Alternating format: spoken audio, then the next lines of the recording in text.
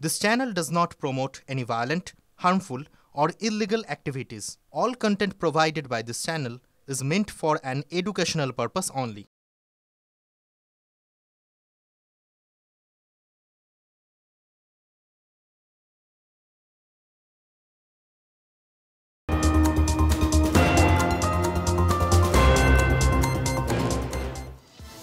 জায়গা দখল নিয়ে বিবাদ, তৃণমূল নেতার নিদানে সামাজিক বয়কটের মুখে গ্রামের এক পরিবার।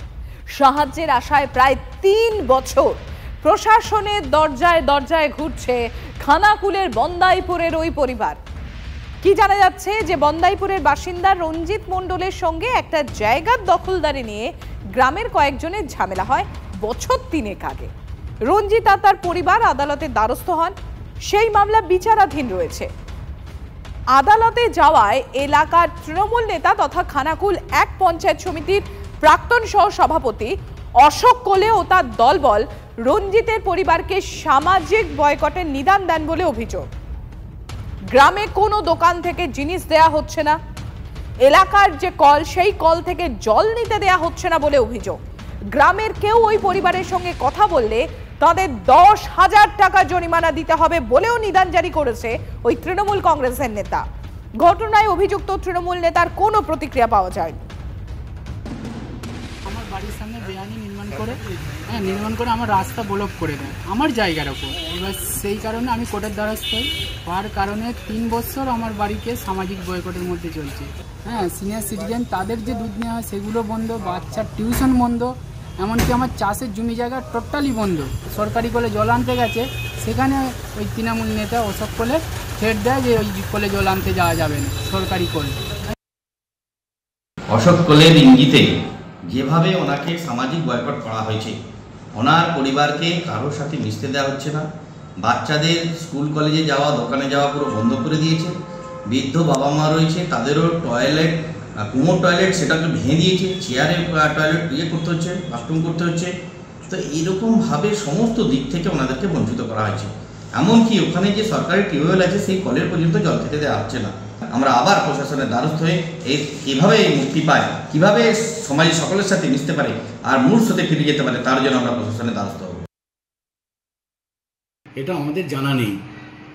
আর বয়কট করা তো আমাদের সরকারও সমর্থন করে না এবং আমাদের দলও সমর্থন করে না।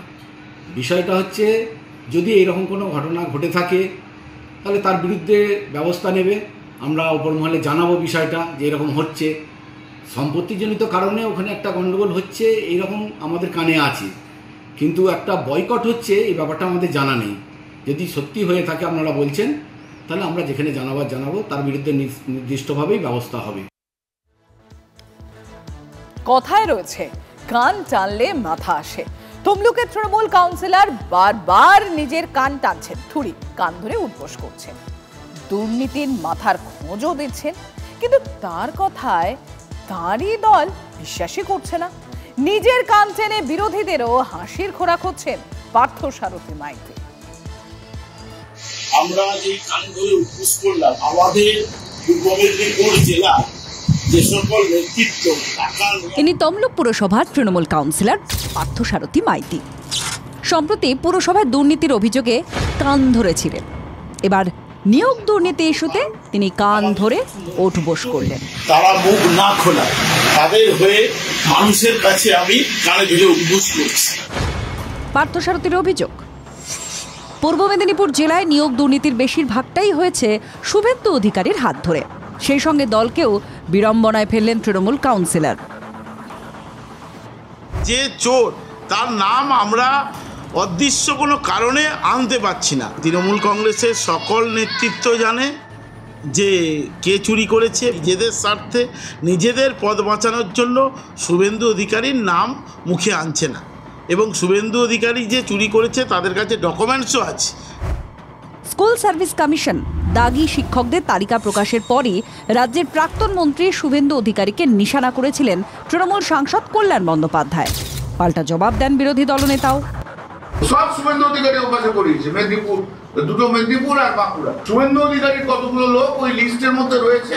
আমি এর ব্যাখ্যা দেব না, আপনি আমার একটা আত্মীয়র নামও পাবেন না, আর আমার সঙ্গে যারা বিজেপিতে যোগদান করেছে 20 সাল থেকে অদ্যাবধি, আমার ডায়ে বায়ে পিছনে একটা লোককে পাবেন। শুভেন্দুর এই বক্তব্য হাতিয়ার করেই বড় অভিযোগ করেছেন পার্থসারথী।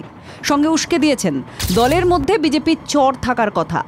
তমলুক জেলা নেতৃত্বের সঙ্গে বৈঠকেও যে সন্দেহ প্রকাশ করেছিলেন অভিষেক বন্দ্যোপাধ্যায়।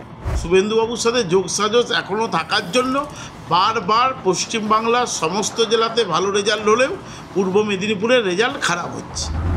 আড়ালে আবডালে অনেকেই পার্থসারথী মাইতিকে তৃণমূলের বিবেকবান কাউন্সিলর বলে আখ্যা দিচ্ছেন। আবার কেউ বলছেন জেলায় নিয়োগ দুর্নীতির প্যান্ডোরার বাক্সটাই খুলে দিয়েছেন তিনি, জানিয়ে শোরগোল পড়ে গিয়েছে রাজনৈতিক মহলে। ওনাকে এই আগে বাড়িয়ে ঠিকাটা কে নিতে ইখতিয়ার দিয়েছে? ওনার যদি মনে হয় উনি সিবিআই এর কাছে গেলেন না কেন? তাদের দিক নিয়ে, তাদের তথ্য প্রমাণ নিয়ে কে বারণ করেছিল ওনাকে যেতে? আন্দোলন হবে, প্রতিবাদ হবে, সেটা দল ঠিক করবে, সেটা পার্থসারথী মাইতি ঠিক করা উচিত নয়। ওনার মস্তিষ্ক ঠিক নেই। আগে নিজের দলের লোককেই কনভিন্স করান, তারপরে উনি আসবেন বিরোধীদের সঙ্গে লড়তে, তারপরে উনি আসবেন শুভেন্দু অধিকারীর এগেন্সটে বলতে। শাসক কাউন্সিলরকে নিয়ে শাসক বিরোধী তরজার মাঝে আবার রাজনীতির রিভার্স সুইং জেলা সিপিএমের। গোটা পূর্ব মেদিনীপুরে এই সমস্ত কিছুর যে কারসাজি নাটের গুরু সে হচ্ছে শুভেন্দু অধিকারী। পূর্ব মেদিনীপুরে তৃণমূল বিজেপি দুটো দলই শুভেন্দু অধিকারীর দ্বারা পরিচালিত হচ্ছে। নিয়োগ দুর্নীতি কাণ্ডে রাজ্য রাজনীতি সরগরম। তারই মধ্যে রাজনীতির ঘোলা জলের ঘূর্ণিতে নিজের কান ধরেছেন থুরি, টেনেছেন তৃণমূলেরই কাউন্সিলর। একসময় নিয়োগ দুর্নীতি কাণ্ডের মাথা খুঁজতে বলেছিলেন একদা হাইকোর্টের বিচারপতি, বর্তমান তমলুকের বিজেপি সাংসদ অভিজিৎ গঙ্গোপাধ্যায়। তমলুকের তৃণমূল কাউন্সিলর পার্থসারথী মাইতিও মাথার খোঁজে আছেন। পাবেন কি শেষ পর্যন্ত মাথার খোঁজ? কনিষ্ক মাইতির রিপোর্ট, TV9 বাংলা।